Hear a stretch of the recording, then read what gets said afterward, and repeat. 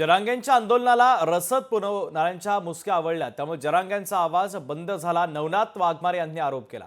जरांगेंचा मेवणा हद्दपार केल्यापासून जरांगे कोमात आहे असं वाघमारे यांनी म्हणत हल्लाबोल केलाय। जरांगेंचा पापाचा घडा भरला, आता लवकरच जेलवारी। ओबीसी आंदोलक नवनाथ वाघमारे यांनी आता जरांगे पाटील यांच्यावर टीका केली आहे।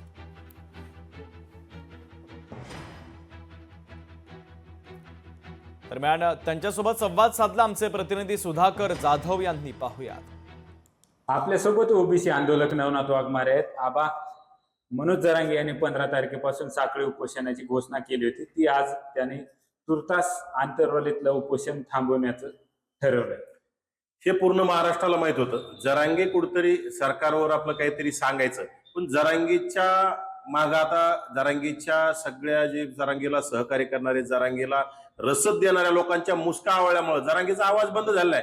जरांगे आता सरकारच्या विरोधात टिवटिव करू शकत नाही। तुम्हाला 2-4 दिवसापासून जरांगेचा मेव्हणा ज्या दिवशीपासून अटक झाला, हे हद्दपार केलाय, त्या दिवशीपासून तुम्ही बघितलं असेल की जरांगेचा आवाज एकदम कोमात गेल्यासारखा झालाय।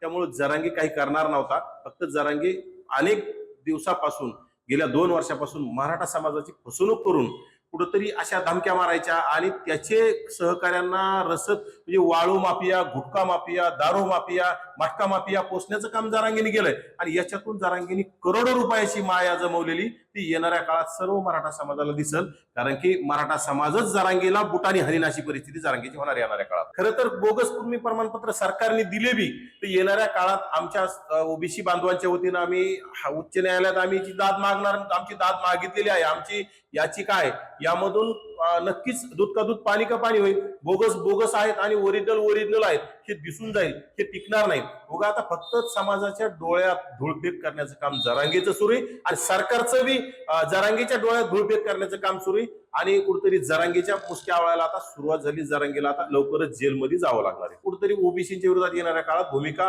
घेत राहणार, याच्यात कोणी बोलणार नाही। परंतु आम्ही काही कोणाची उचल घेतलेली नाही, आम्ही काही कोणाचे मिंदे नाहीत, आम्ही काही सरकारची काही रसद घेतलेली नाही। त्यामुळे आम्ही सरकारच्या विरोधात आम्ही बोलायला खमीर आहोत। आमच्या ओबीसीवर अन्याय होत असेल तर आम्ही रस्त्यावर सुद्धा येणाऱ्या काळात उतरायला तयार आहोत। सुधाकर जाधव, लोकशाही मराठी, जालना। लोकशाही मराठी, ऐका, पहा, जागरूक रहा।